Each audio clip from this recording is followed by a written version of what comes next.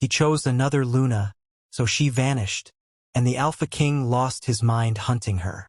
A werewolf romance series. High voltage hook and introduction. The grand hall of the Northern Accord smelled like old money and borrowed time. 600 wolves from 12 territories had gathered inside Blackmore Hall, the ancestral seat of the Alpha King filling every carved mahogany seat, standing 3 deep along the marble walls, wearing their finest suits and ceremonial sashes. Crystal chandeliers burned white above their heads. The banners of every allied pack hung from the rafters, perfectly pressed, perfectly proud. It was the kind of night designed to make power look beautiful.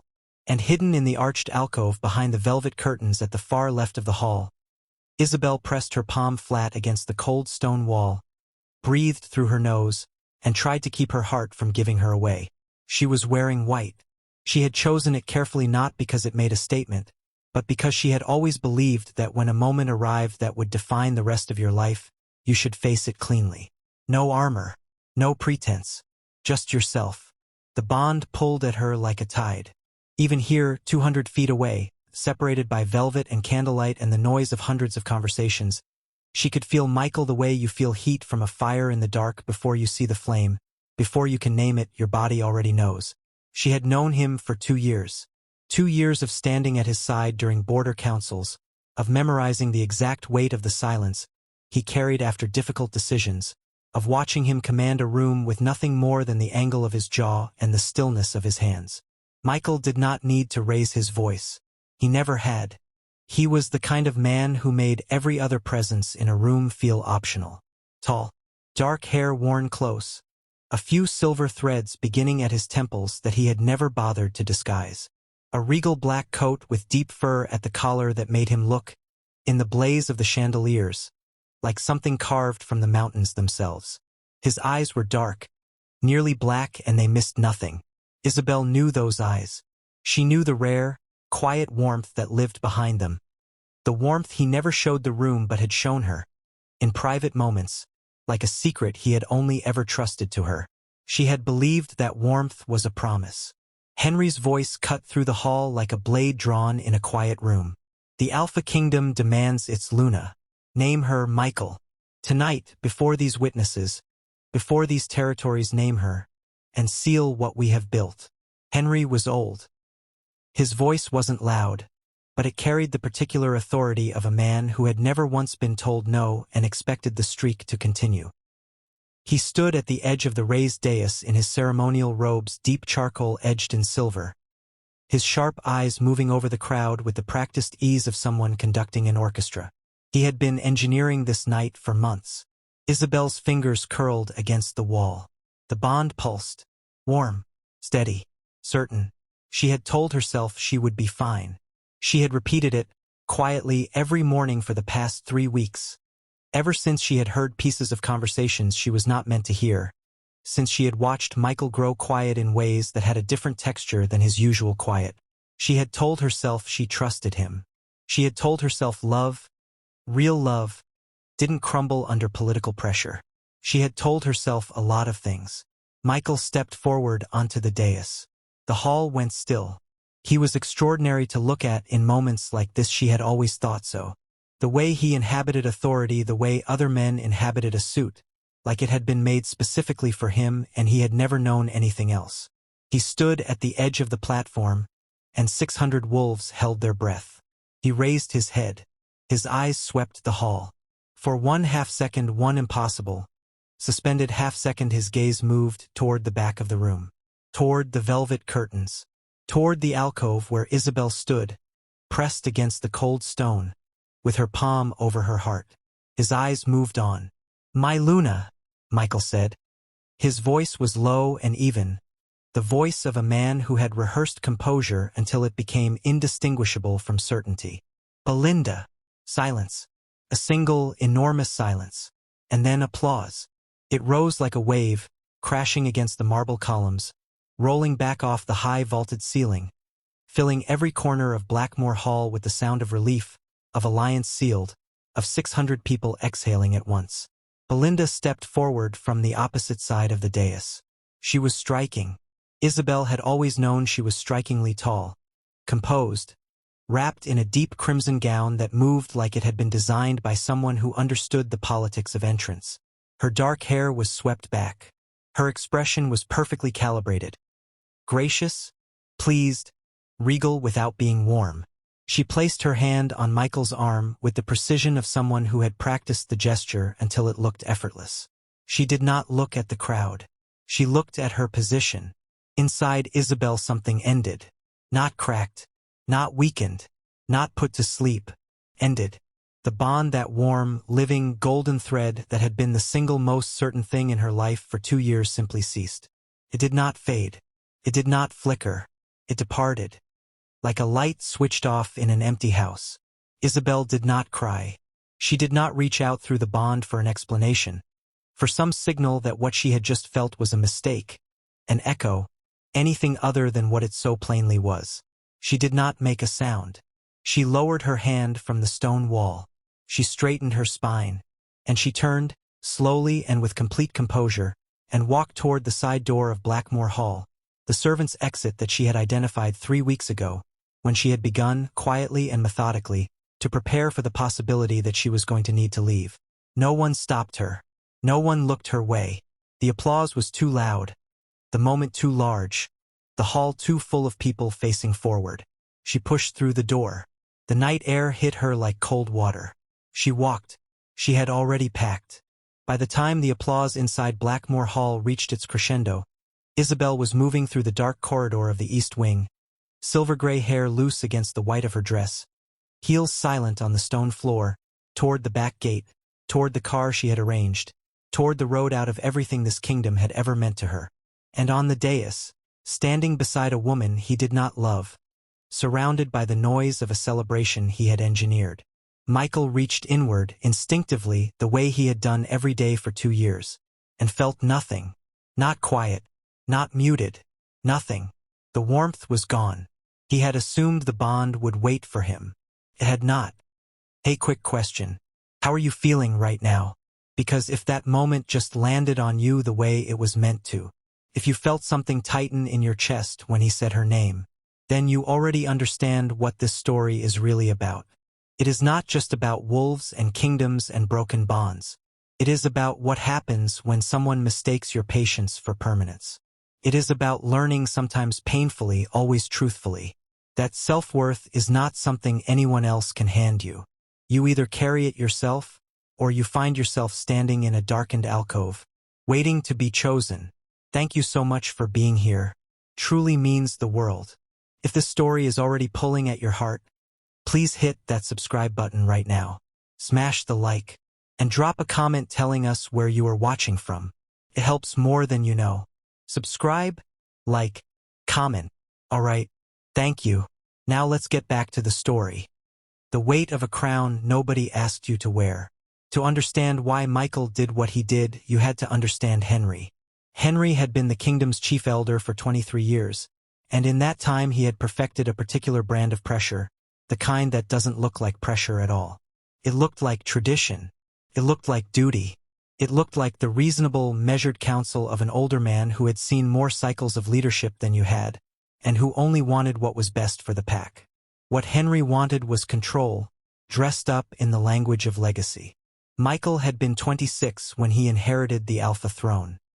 His father had died midwinter without warning, leaving behind a kingdom that was geographically vast and politically fractured, 12 territories that each believed their version of pack law was the correct one.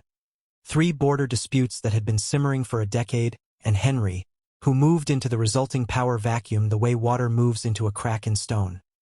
Quietly, persistently, until the crack becomes something else entirely. Henry had told Michael repeatedly in 100 different framings that the Alpha King without a politically strategic Luna was an Alpha King who would not last. The Northern Accord, the alliance between 5 of the most powerful packs, could only be secured, Henry argued, through a bond of blood and ceremony. And the only bloodline that satisfied all 5 packs was the Crescent Line. Belinda's bloodline. Michael had resisted for 18 months. He had made arguments. He had proposed alternatives.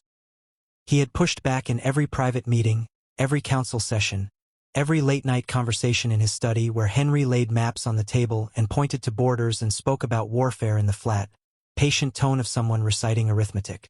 He had also, in that same 18 months, fallen in love.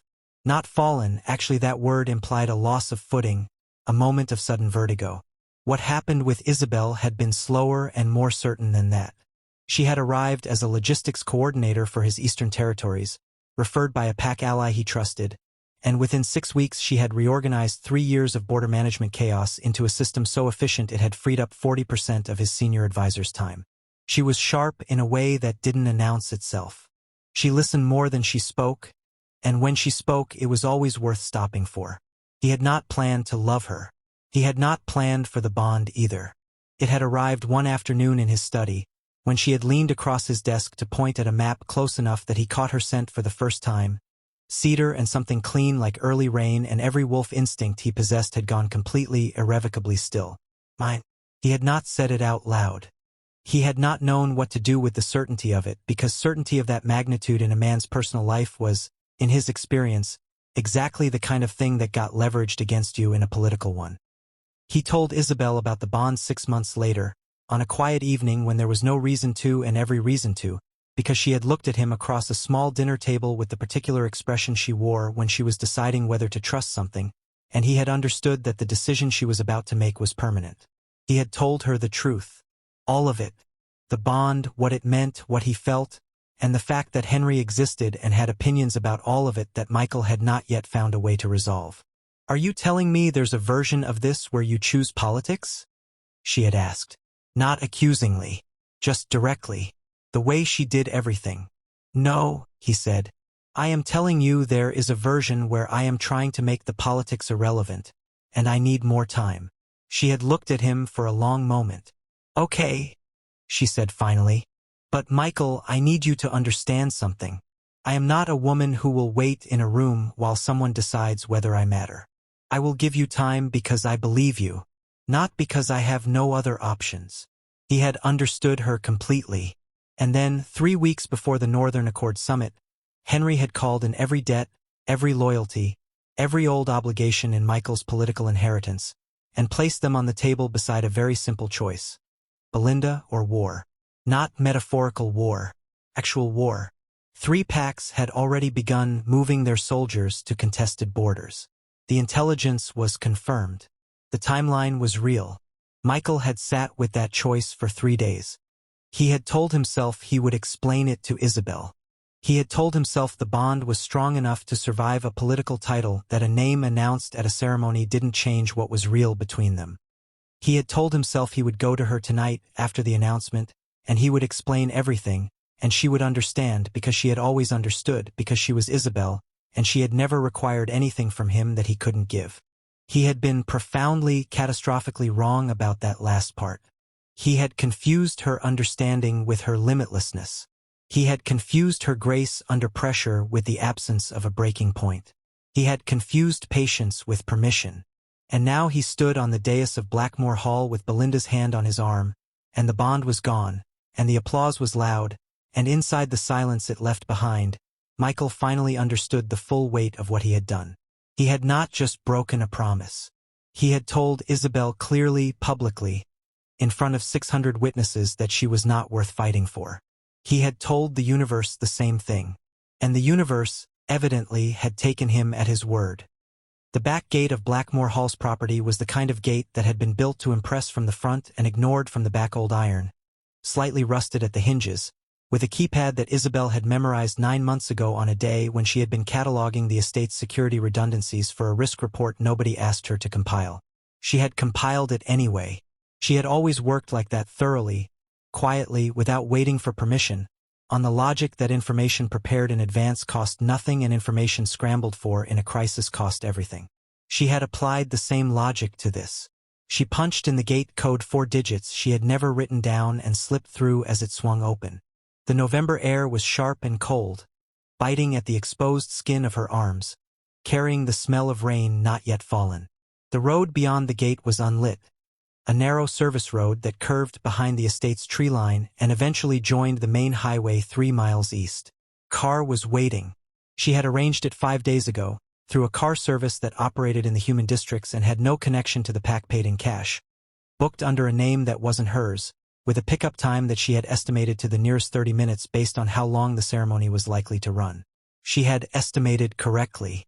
The driver, a middle-aged man with tired eyes and a travel mug of coffee on his dashboard, looked up as she opened the rear door and got in. "Going to the bus terminal?" he said. He did not look particularly curious. It was late. She was dressed strangely. She was alone. None of these things were his business, and his expression confirmed it. "Yes," Isabel said. She sat back in the seat and watched the dark trees move past the window. She waited to feel something fall apart. It did not happen. Not the way she had expected. What she felt, as the car moved through the dark, was enormous, blunt, spreading grief, the kind that doesn't hit you all at once but announces itself steadily, like floodwater rising in a basement room. The bond's absence was a physical thing.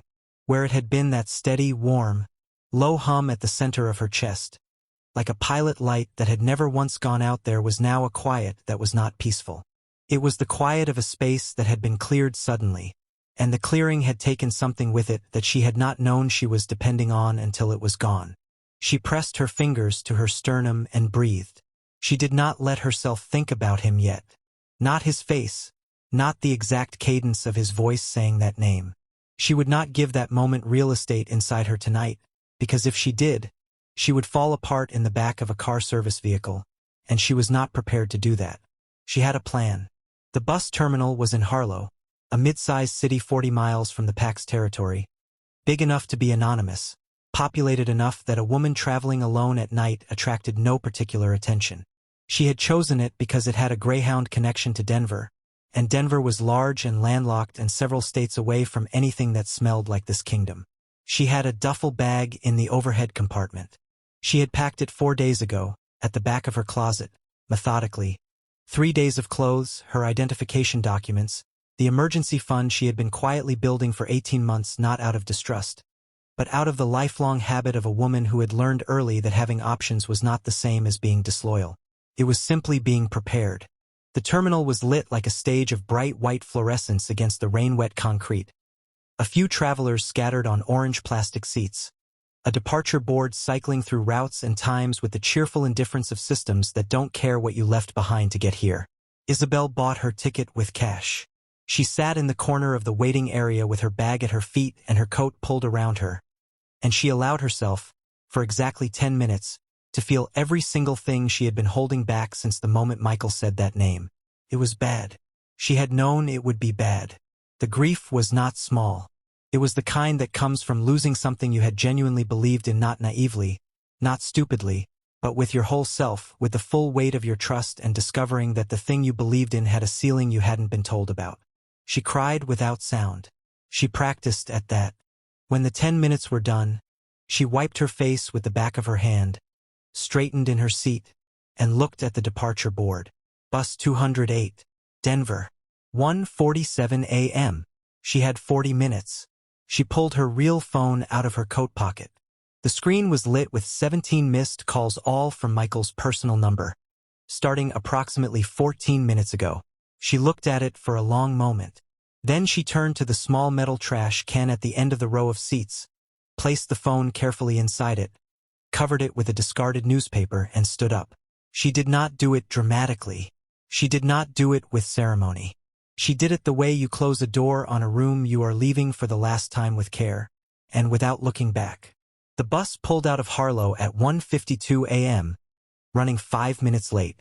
Isabel sat by the window, watched the city lights thin and disappear into the dark highway, and thought about Denver, about finding a room, about what it would feel like to wake up in a city where nobody knew her name or her bloodline or what she had once meant to an alpha king. She thought it would feel, eventually, like oxygen. For now, it felt like surviving. That was enough. That was what it was supposed to feel like. You did not escape a wound and immediately felt fine. You survived the first night, then the second. The healing came later on its own schedule, and it could not be rushed. She had learned that before. She could learn it again. Outside the window, the highway disappeared into the dark, and Isabel left it. Michael searched for her for 21 days before Stephen physically sat him down and said, with the particular directness of a man who had been a loyal advisor for 11 years and had therefore earned the right to tell the truth even when it was inconvenient. You look like you have not slept in 3 weeks, because you have not slept in 3 weeks. You have lost 6 pounds. You scared 3 of the junior staff into requesting emergency transfers. And 2 days ago, you threatened Henry in front of the entire elder council. I need you to sit here, drink this, and listen to me speak for 5 minutes without interrupting. Stephen placed a mug of black coffee on the desk. Michael sat. Stephen was compact and steady, the kind of man who wore the same expression in a crisis as he did on a normal Tuesday, which was the expression of someone doing careful math.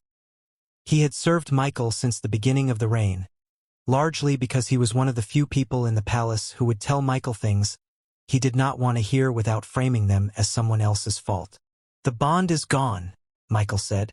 He said it the way you state a medical fact flatly because there was no other way to hold it. I can feel the absence of it. It's like there's a frequency that was always running, and now there's silence in that range. Not quiet. Silence. I know, Stephen said. That has never happened. In PAC history, a bond doesn't just... It does, Stephen said carefully. It can. Under specific conditions. Michael looked at him. The bond can be rejected, Stephen said. Not severed by distance.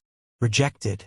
When a true mate experiences a betrayal profound enough witnessed, public, irreversible, the bond can respond not to the mate's emotions, but to the fundamental unworthiness of the other party. The bond isn't a contract. It's a recognition, and a recognition can be withdrawn. The silence in the study was very loud. You mean the bond didn't break? Michael said slowly. The bond made a judgment. That would be the interpretation, yes? Michael stood up from his desk. He walked to the window. Outside, the Blackmore grounds were gray and still the trees stripped of the last of their autumn color, the grass pale and frost-edged. The PAC lands looked exactly the way he felt. Depleted, stripped, waiting for something that might not come back. He had spent 21 days tearing through the Eastern Territories with search teams. He had called in every contact, every informant, every alliance he had built over 6 years of careful political cultivation, and used all of it to look for one woman who had, evidently, decided she did not want to be found. She had been thorough about it. She had used cash. She had left no digital trail. The scent hounds had lost her at the Harlow bus terminal, a human district facility with 50 different scent trails cycling through it daily. The CCTV footage from the terminal had been reviewed by his security team. A woman matching her description, in a white coat, boarding a westbound bus around 2 in the morning. Westbound. Beyond that, nothing. She had walked out of his kingdom with a single bag, a cash-paid bus ticket, and the composed precision of someone who had considered every variable in advance. He had underestimated her. He was beginning to underestimated her in several ways over a significant period of time. What happens if the bond rejection is permanent? He asked. Then it's permanent, Stephen said. The biological connection can't be forced back into existence. The only possible way to reopen a bond that has been rejected is if the rejected party chooses to reopen it. Cannot be claimed. Cannot be demanded. Cannot be taken back. So I need her to.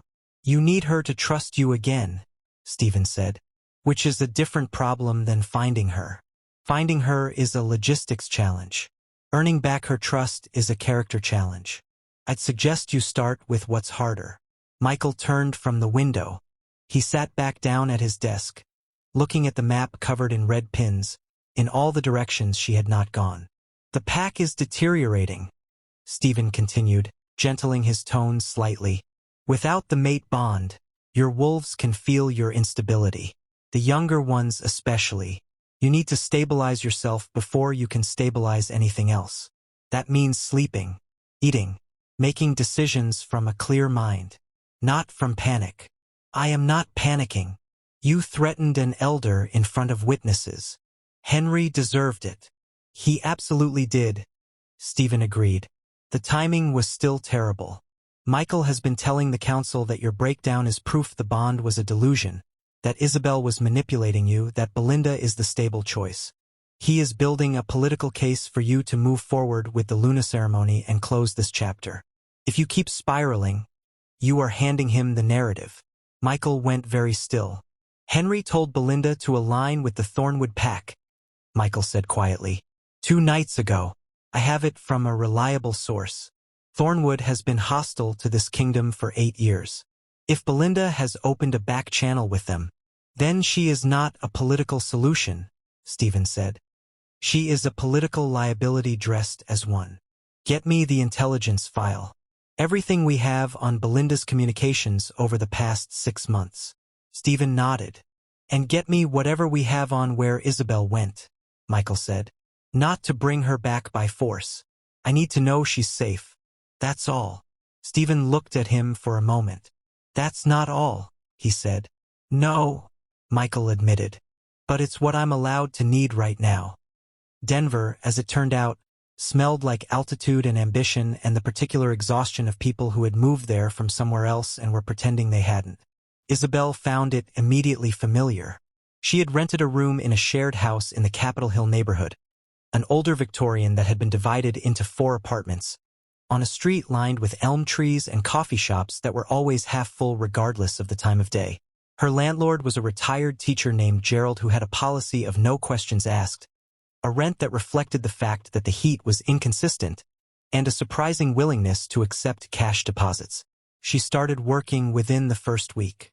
She had skills, good ones, portable ones, logistics coordination, project management, the ability to look at a disorganized system and understand in 20 minutes exactly where it was losing time and money. She found a temporary position at a mid-sized event planning company through a placement agency, using a shortened version of her name, Belle. No surname offered. The placement agency didn't ask. The work was not glamorous. She spent most of the first 2 weeks cross-referencing vendor contracts and building spreadsheets and eating lunch alone at her desk. Her co-workers were friendly in the distracted, non-committal way of people who had learned not to invest too heavily in temporary staff. That suited her perfectly. She called no one from her previous life. She did not reach through the bond. There was, of course, no bond to reach through now that door had closed permanently when she walked out of Blackmore Hall, but she still found herself waking some mornings with the reflexive instinct to check for it, the way you reach for a phone you left in another room. The absence did not get smaller. It got more familiar. There was, she decided, a meaningful difference between those 2 things. She met Anna in the 3rd week, a curly-haired woman with a habit of bringing homemade food to the office and a cheerful refusal to believe that Isabel genuinely preferred to eat alone. Anna worked in client relations and had the particular warmth of someone who had never decided that kindness was a limited resource. You eat lunch like you're solving a crime, Anna said, setting half a sandwich on Isabel's desk without being asked. It's stressful to watch.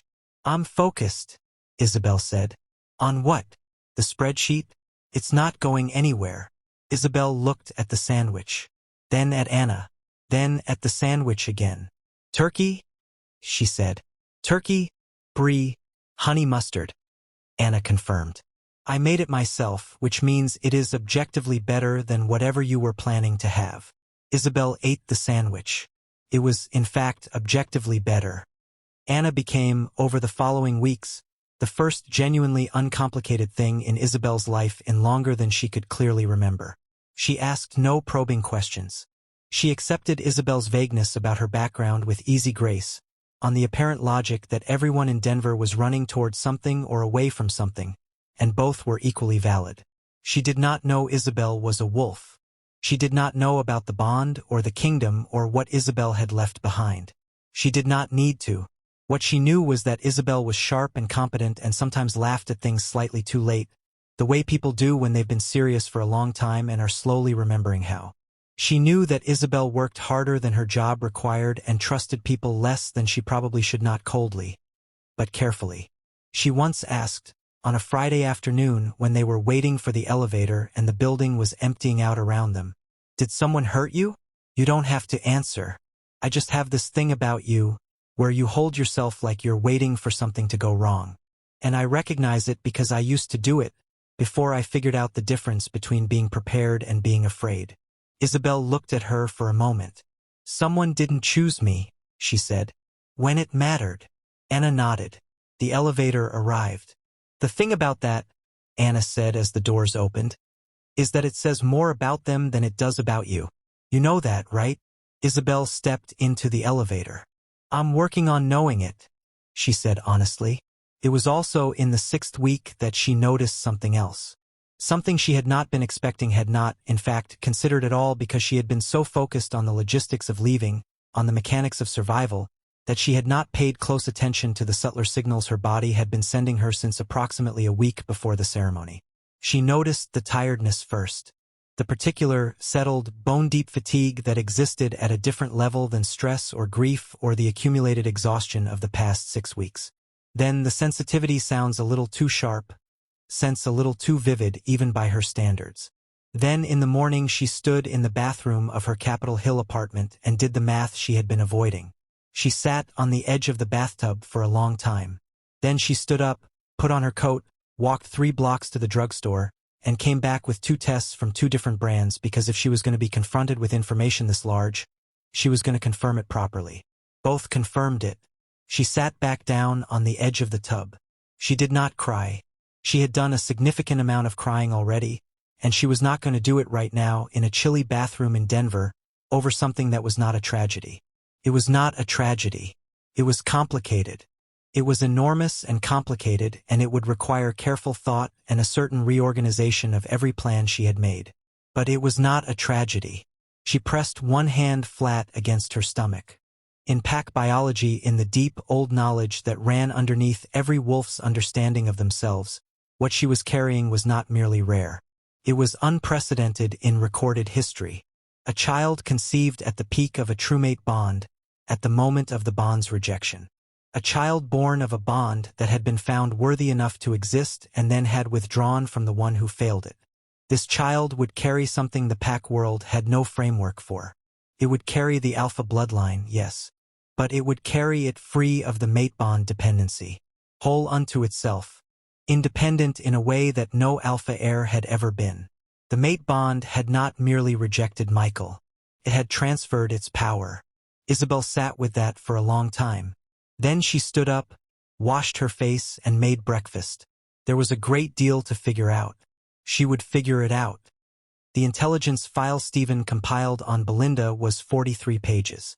Michael read it in one sitting, and by page 18 he understood that he had been used. Not seduced. Not charmed. Used with the particular clinical efficiency of someone who had identified an objective, assessed the available tools, and selected the most effective one. In this case, the tool was her willingness to align with Henry's political agenda, her family bloodline's strategic value, and the specific pressure points in Michael's political situation that made refusing the alliance the harder choice. The back-channel communications with Thornwood were confirmed on page 27. Belinda had opened contact with Thornwood's Alpha 6 months before the summit, 2 months before Michael had even formally agreed to Henry's proposal. She had been, in the language of the intelligence report, exploring territorial arrangements contingent on a leadership transition. Leadership transition. Michael set the page down. She was planning for a version of this kingdom without me in it, he said. Stephen, sitting across the desk, nodded once. And Henry? The communications between Henry and Belinda's family go back 14 months. He knew about the Thornwood connection. He introduced it. Michael was quiet for a long moment. He had been so focused on the loss of Isabel, on the gaping, permanent absence of the bond, on the urgency of finding her, that he had not fully processed what was happening inside his kingdom while he was distracted. And the answer was, things were happening that had been designed to happen precisely while he was distracted. Henry had never been giving him counsel. He had been maneuvering him. The Northern Accord had been a real political problem. Michael didn't doubt that. 3 packs had been moving soldiers to contested borders, and the intelligence had been genuine. But Henry had engineered the solution. He had made sure the only available answer was Belinda, the same way a chess player removes the squares their opponent needs. Michael had moved to the square Henry left him. He had lost everything that mattered, and Henry had profited from every part of it. The anger that moved through Michael then was very cold. He had felt hot anger before, impulsive, reactive, the kind that made you say things you had to walk back and make decisions you spent months repairing. This was not that. This was the particular cold of someone who had been patient for a long time and was now done. "Convene the council," he said. "Full council. Not the elder subset. Everyone." "When?" "Tomorrow morning." Stephen paused. "Michael, if you go after Henry without—" "I have 43 pages," Michael said. "And tomorrow morning, everyone in that council room is going to have 43 pages as well." Stephen read his face for a moment. Then he nodded and stood. "One more thing," Michael said. Stephen waited. "I need to find her. Not to bring her back forcibly. Not to claim anything she has not chosen to give. I need to find her because she deserves to know what is happening in this kingdom, because this kingdom's instability is connected to her. And she may be in danger as a result. And because—" he stopped. He tried again. "Because I owe her an accounting," he said. "Face to face. Her choice, what she does with it." Stephen was quiet for a moment. "She left her scent at Harlow," he said. "She boarded a westbound bus. There are 3 major cities on that route with the kind of infrastructure she would need to build a new life. I'll have someone check employment records in all 3 looking for a match on her skill set. Not her name." Michael nodded. "Make sure it's someone discreet," he said. "If she finds out I am looking for her the wrong way, she will move again. And she will be better at hiding the second time." "She was extremely good at it the first time," Stephen said, with something that might have been, in a different context, admiration. Michael looked at him. "Yes," he said. "She was." The council meeting took 4 hours. Henry sat at the far end of the long oak table with the composed expression of a man who had survived many councils and expected to survive this one as well, and for the first 90 minutes, Michael let him maintain that composure while the intelligence was laid out, document by document, in front of 12 senior wolves who had trusted Henry for 2 decades. The composure lasted until page 27. "These are fabricated," Henry said. His voice was level but had acquired a faint quality of thinness, the sound of pressure being applied to something built for display and not for load-bearing. "This is a coordinated attack on my reputation, orchestrated by—" "By whom?" Michael said quietly. "Specifically, name the person who fabricated 43 pages of communications, cross-referenced by 3 independent sources, 2 of which you have personally vouched for in this room over the past 6 months." Silence. Henry opened his mouth, closed it. Around the table, 12 wolves were reading. 12 faces were doing the math. Some of them, the older ones, the ones who had been in Henry's orbit the longest, were doing it slowly, with the reluctant expression of people who do not want the answer they are arriving at. "The Thornwood connection alone," said Counselor Ray, a solid, deliberate man who had been pack treasurer for 11 years, "represents a conflict of interest that violates the Charter on Elder Conduct. That is independent of everything else in this report. That alone." Henry turned to look at Ray with an expression that had shifted from composure to calculation. "The Charter also requires," he began. "The Charter requires loyalty to the Alpha King and the stability of the pack above all personal political interests," Michael said. "I have read the Charter, Henry. I have read it more times than you anticipated." The meeting ended with Henry's removal from the Elder Council, stripped of his authority, his ceremonial role, and his residential access to Blackmore Hall, effective immediately.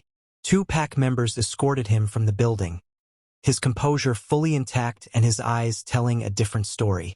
It was not, Michael knew, the last of Henry. Men like Henry did not simply accept the removal of power they had spent decades accumulating. He would find another angle, another argument, another lever. But the lever he had relied on, Michael's isolation, Michael's distraction, the useful fiction that the Alpha King was too destabilized to govern, that was gone now. Belinda was addressed that evening. She received the intelligence report with the same perfectly calibrated composure she brought to everything, sitting across from Michael in his study with her hands folded in her lap, reading each page with an expression of mild interest, as though the document described events that had happened to other people. When she finished, she looked up. "You have been thorough," she said. "Yes," Michael said. "What would you like me to say?" "Nothing," Michael said. "I want you to leave. Your family's pack will receive no hostile action from this kingdom. which is not how I conduct business, and your family's rank-and-file members bear no responsibility for your choices. But you will vacate Blackmore Hall by this time tomorrow. And the Thornwood conversation ends today. Belinda looked at him for a long moment. You know, she said, with something approaching honest reflection. When Henry first proposed this arrangement, I thought you would be easier to manage than you turned out to be. Most people do, Michael said. She left without theater. That, at least, he could credit her for. He was alone in his study by 9 o'clock that evening. The report closed, the council decision made. The political architecture Henry had spent 14 months constructing disassembled in a single morning. Stephen knocked and entered. Denver, he said. Michael looked up. We have a match on employment records. Event planning company in the Capitol Hill district. Skill set matches exactly. The name on file is Bell, no surname. Started approximately 6 weeks after the ceremony. Michael was silent for a moment. She's safe, Stephen said. The address is a residential, stable neighborhood. No red flags. Good, Michael said. He did not move immediately. He sat with it, the knowledge that she was 60 miles away or 500, that she was working and building and breathing, that she had done exactly what she said she would do, had exercised the option she had told him she had, and had chosen herself with the same quiet precision she brought to everything. He was deeply, genuinely proud of her. He was also terrified, because this was the part where he had to go to her without the bond to carry any of it, without the warm hum of biological certainty to bridge the distance, without any guarantee of reception, without anything except his own account of what he had done and what he understood now that he had not understood then. I'll go alone, he said. Stephen raised an eyebrow. No security detail, no pack members, just me. Michael, if I show up with a convoy, she will see it as an attempt to overwhelm her. She would be right. I am not going to overwhelm her. I am going to knock on the door and ask if she will listen. Stephen looked at him for a long moment. That, he said, is the most reasonable thing you have said in 3 weeks. Denver was gray and cold and smelled like snow that hadn't decided yet. Michael found the address at 11 in the morning on a Thursday. A Victorian house on a quiet street, elm trees bare against the white sky, a coffee shop on the corner doing brisk business with a line out the door. He parked 2 blocks away and walked, wearing a coat she had never seen, without the ceremonial markers of rank, without anything that announced him. He stood in front of the building for a moment. Then he knocked. The woman who answered was not Isabel, a housemate, maybe 23, wearing a university sweatshirt and holding a mug. She looked at him with the brief evaluative glance of someone who lived in a shared house and had made peace with unexpected visitors. He stopped himself. Is Belle home? The housemate looked him over. Who should I say is asking? Michael. A pause. Okay. Wait here. She disappeared inside. He waited on the front step, hands in his pockets, listening to the city sounds of a dog somewhere. A bus passing 2 streets over. The distant bass note of an airplane finding altitude. He heard footsteps. The door opened. Isabel stood in the doorway. She was wearing a gray soft sweater, dark trousers, her silver-gray hair loose around her shoulders. She looked both exactly like herself and slightly different, in the way that people who have been through something and survived it look steadier somehow. More settled, like she had been tested and had not been found lacking. She did not look surprised exactly.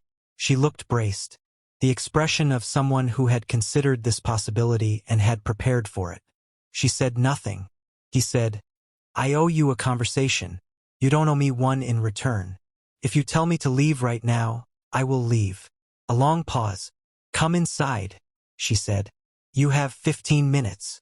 The apartment was small and neat and had very few personal items in it, the organized sparseness of someone who had arrived recently and had not yet decided whether to commit to staying. A bookshelf with 3 books on it. A coat on the back of a chair. A mug on the counter. She sat at the small kitchen table. She did not offer him coffee. He sat across from her. I am not here to ask you to come back, he said. I want to be clear about that first. I am not going to ask you for anything. What I want to do is tell you what I understand now that I did not understand before, because you deserve to know that it landed, and that it changed things in me that needed to be changed. She was watching him steadily. "I confused your patience with permission," he said. "I told myself that the bond was strong enough to survive what I was asking it to survive, that you were strong enough that you would understand. But what I was actually doing was deciding on your behalf what you could handle without consulting you, without telling you the truth about the timeline, without trusting you with the full reality of what I was up against. I made you the person I turned to when I needed support, and I made you the person I hid things from when I was afraid of losing you. Those are not compatible things." Isabel was quiet. "Henry is gone from the council," he continued. "Permanently. Belinda has left Blackmore Hall. The intelligence confirmed she was working against the PAC's interests. She had a back channel with Thornwood that predated my agreement with Henry by 2 months. Henry knew. He architected the entire situation." He paused. "I was maneuvered. That does not excuse the fact that I allowed myself to be maneuvered, that I chose the calculated response over the right one, that I believed I could contain the cost of that choice to myself and not to you. I could not. Costs you everything. And I am sorry." He stopped. Isabel sat with it for a moment. Then she said, "I need to tell you something." Her voice was even. Whatever she was about to say, she had already made peace with it, or was in the process of making peace with it. "I know," Michael said, suddenly very still. He said it before he fully understood why instinct arrived before articulation. "I know about the child." Isabel looked at him. "I don't mean I was told," he said quietly. "I felt something. About 3 weeks ago. Not the bond is still gone. Something else. A different kind of knowing." She nodded slowly. "What the bond transfer means," she said, "is that this child carries what would have passed through the bond but independently, without the need for a mate connection to activate it. The PAC scholars have a name for it, theoretically. It has never actually happened before." "I know," Michael said. "Which means," Isabel continued, "that this child does not need you to be whole. I want to be very clear about that. This child will have everything it needs regardless of what you and I decide about our own situation. I am not telling you this to create an obligation. I am telling you because you asked for an accounting and this is part of it."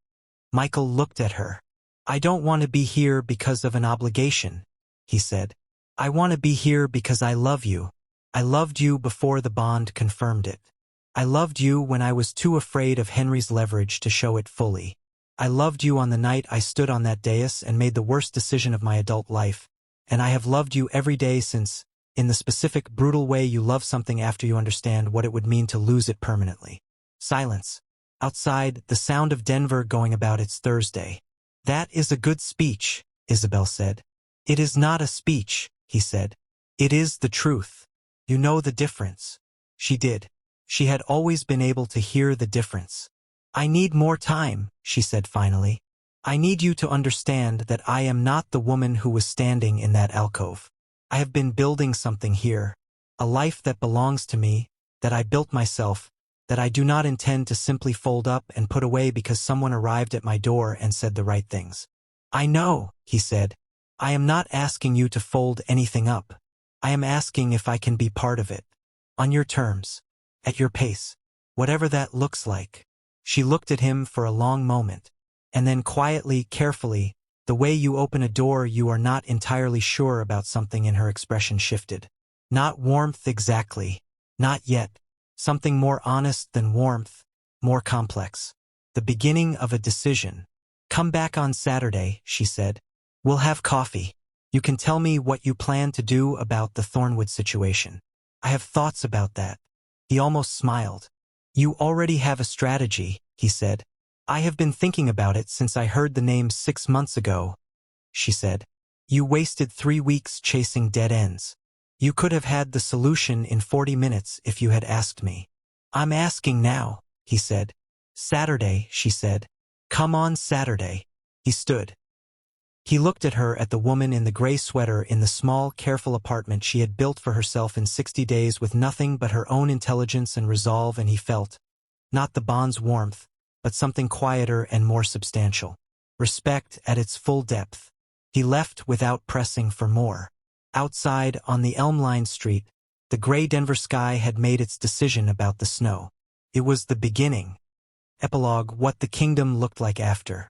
6 months later, the Northern Accord was rebuilt not on the old architecture of elder-brokered marriages and political bloodlines, but on a new framework that Isabel had, in fact, spent 3 weeks in Denver quietly drafting. She presented it to the full council in March, standing at the long oak table where Henry had once held court, calm and clear, with the particular confidence of a woman who has learned that her voice in a room is not contingent on anyone else's permission. The council adopted it unanimously, with one abstention from a junior elder who later requested a transfer. Henry had, as Michael predicted, found another angle. He had aligned with a minor external PAC and filed a formal challenge to Michael's governance through an archaic PAC law mechanism that had not been invoked in 60 years. The challenge was reviewed, found legally insufficient, and dismissed. The PAC that had backed him quietly withdrew their support 2 weeks later. Henry retired to his family estate in the north and was, by all accounts, extraordinarily unhappy about it, which was, as Isabel noted, his consequence, cleanly served. Belinda returned to her family's territory without incident. The Thornwood connection dissolved when Thornwood's Alpha, presented with the same intelligence file Michael had assembled, concluded that a failed alliance with a disgraced political actor was not an asset worth defending. He sent a formal letter of non-hostility to Blackmore Hall in February. Michael kept it in a drawer as a reminder of what cold clarity, applied consistently, could accomplish. Stephen remained exactly where he had always been at the edge of the room, with his expression of careful arithmetic and his willingness to say the hard thing early, which Michael had begun to understand was the most valuable thing you could have in an advisor and one of the most undervalued. Anna, in Denver, received a wedding invitation in April. She stood in her kitchen holding it for a long time before she texted Isabel. "You could have told me the man was a literal king." Isabel replied, "You never asked." Anna sent back 7 exclamation points and a voice note that consisted mostly of a sustained yell. Isabel smiled for a long time after that. The child arrived in late autumn healthy, strong, with Isabel's silver eyes and Michael's jaw, and an energy that the PAC's oldest scholar described in a written account as unprecedented, self-contained, luminous. The scholar used the word luminous 3 times in 2 pages, which was 2 times more than he had used it in his entire previous career. The PAC felt it.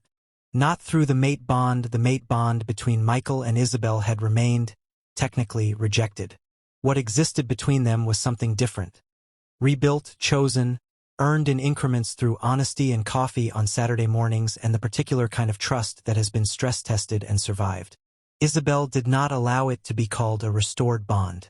"A restored bond implies we went back," she told Michael one evening, sitting on the wide front steps of Blackmore Hall in the early dark of November. "We didn't go back. We went forward. It's different. It's better, actually. It's ours in a way it wasn't before, because we chose it instead of just falling into it." Michael sat beside her with the ease of a man who had learned, over the past 6 months, that proximity to this woman was both a privilege and something he had to continuously deserve. "Do you ever regret it?" he asked. "The ceremony, I regret the pain," she said simply. "I don't regret anything that happened after. The pain made me build something I wouldn't have built otherwise. It made me know what I was made of. That's not nothing." He looked at her in the dark. "No," he agreed. "It's not nothing." She leaned her head briefly against his shoulder briefly, the way she did most affectionate things, with care and without drama, and then straightened again, looking out at the estate grounds, at the pale frost on the grass, at the night settling in. Inside the house, a small voice was testing its volume. They both stood. They went inside together. "Hey, before we close this quick question. How are you feeling right now? Did something in this story shift something in you? Because if it did, that means it did its job. This was never just a story about werewolves and kingdoms. It was about the moment you realized that staying quiet is not the same as being okay. It was about what it costs to confuse someone's patience for their permission. It was about the fact that self-worth is not something you wait for someone else to confirm. You carry it or you build it back, but it was always yours." Isabel did not beg. She did not perform her pain for an audience.